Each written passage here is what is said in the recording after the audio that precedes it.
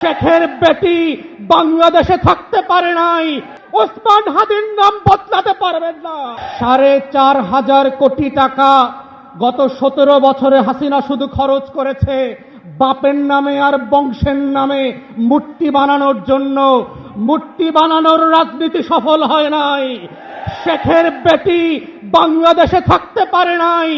স্কুলের নাম বদলাতে পারেন, কলেজের নাম বদলাতে পারেন, গ্রামের নাম বদলাতে পারেন, ইউনিয়নের নাম বদলাতে পারেন, ওসমান হাদির নাম বদলাতে পারবেন না।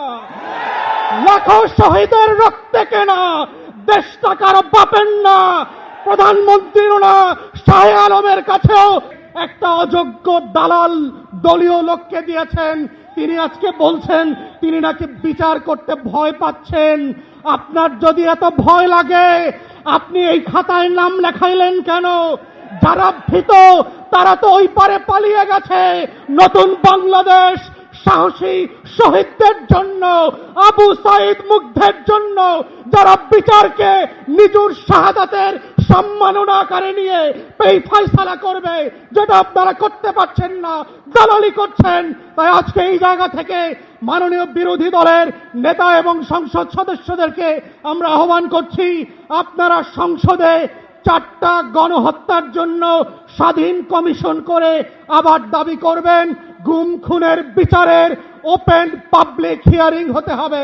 যেটা আমেরিকাতে পশ্চিমা দেশগুলোতে যেই গণশুনানি হয়, গত 17 বছরের হাজার হাজার গুম হয়ে যাওয়া লাশ পর্যন্ত, স্মৃতি পর্যন্ত হারিয়ে ফেলা মানুষদের গল্প এই বাংলাদেশের 20 কোটি মানুষের ঐতিহাসিক স্মৃতি সংরক্ষণের জায়গা থেকে স্মরণে রাখতে হবে। এই কমিশনগুলো বিটিভি এবং সংসদ থেকে লাইভ করতে হবে। জুলাই জাদুঘর অবিলম্বে ওপেন করে দিতে হবে জাতির কাছে। জুলাই স্মৃতি শহীদ স্মৃতি ফাউন্ডেশন, তার কর্মকর্তা কর্মচারীরা কোটি কোটি লক্ষ লক্ষ কোটি টাকা লুটপাটের বাজেট হয়। আমার 24-এর শহীদদেরকে নিয়ে যেই ফাউন্ডেশন কাজ করছে তারা 4 মাস ধরে বেতন পায় না। এটা লজ্জার বিষয়। লজ্জা হওয়া দরকার সরকারি দলের, যাদের রক্ত দিয়ে আপনারা ক্ষমতা এসছেন। আমরা সেই দিন বদলের রাজনীতি করতে চাই। মাথায় রাখবেন, বিমান কিন্তু সকল প্যাসেঞ্জারের জন্যই টিকিট কেটে দেয়। মনে রাখবেন, শুধু একটা ফ্লাইট চলে গেছে বলে নতুন কোনো ফ্লাইট হবে না, সেই দিন কিন্তু হবে না। আপনারা ভুল করবেন, আপনাদের জন্যও আবার বিমান রেডি করা হবে জনগণের টাকা এবং রক্তে। যদি সেই দিনটা না চান, বাংলাদেশে রক্তের শাহাদাতের উপরে দাঁড়িয়ে গণ অভ্যুত্থানের আমলনামার উপরে ভিত্তি করে